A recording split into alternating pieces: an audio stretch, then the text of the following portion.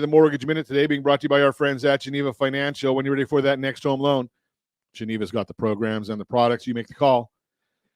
Every day at this time, OBMMI, they provide the most comprehensive, accurate, timely, and interactive analysis of pricing ever conducted in the mortgage industry, calculated from actual locked rates with consumers across 42% of all mortgage transactions nationwide. What did the loans lock at yesterday? They don't tell us APR. They don't tell us points paid or points received. We just know the rates. And yesterday, the conforming loans, 30-year, locked at 6.47. Jumbo loan, 6.488. That was down a bit. FHA loan, 6.448, up a little bit. USDA loans, those are for the rural areas. Generally no down payment, 6.467. That was up. And the 30-year VA loan, best loan on the market for those that earned it. That one locked at 6.148. That was up a little bit as well. Let's take a look at what's going on today. I told you the 10-year Treasury is up 7 basis points, 3.564. S&P 500 is now down 11. And the mortgage-backed securities are down 17 basis points, meaning interest rates are heading upward right now. And I gave you a little bit of the reasons why in the last segment. It's just a supply problem.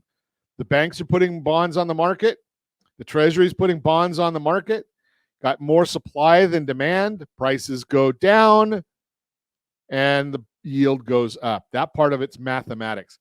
It's the exact same reason I give you that real estate values are not and will not be going down is because there's a balance of supply and demand. There's actually more demand than supply. When there's more supply than demand, prices go up. So we're just watching these numbers as they move along. Got the retail sales for the month of April rose 0.4%, which was half of what market estimates were. Sales increased 0.5% over the last year, the lowest growth rate in 3 years and well below the historic average of 4.8%.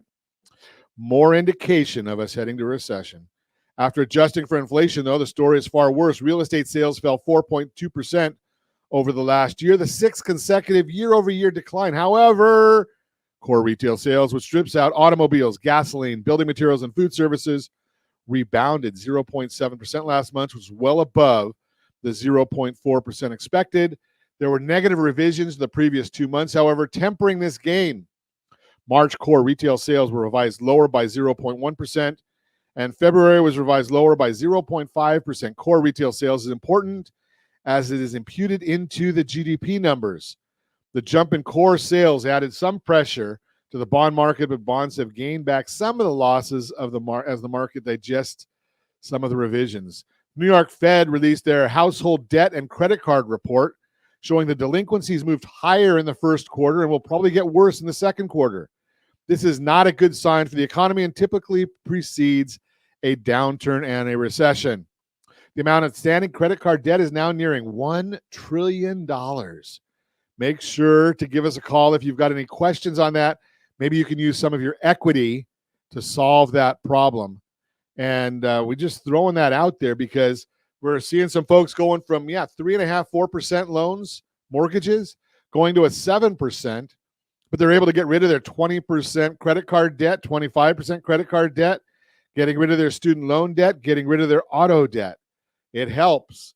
Look at the overall picture. Don't just look at one item.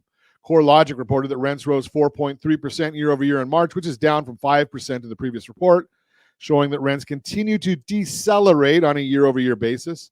This is the 11th month in a row of year-over-year deceleration, which will help inflation in the coming months as it catches up. Cass Freight Index fell 1.3% last month to 2.4 year-over-year. Cass Freight said the freight market remains muted and continues to work through an extended soft patch, unquote. The inferred rate, which factors in the cost per shipment, fell 4% last month to 11.9% year over year.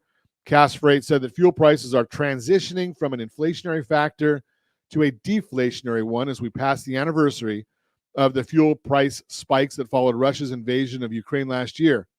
They estimate that lower fuel prices will knock about 5% off freight rates annually starting mid-second quarter. This speaks to lower inflation, which coincides with our forecasts for inflation in the next couple of months. That's the Mortgage Minute, brought to you by our friends at Geneva Financial. When you're ready for that next home loan, Geneva's got the programs and the products. You just need to make the call, 800-306-1990, 800-306-1990.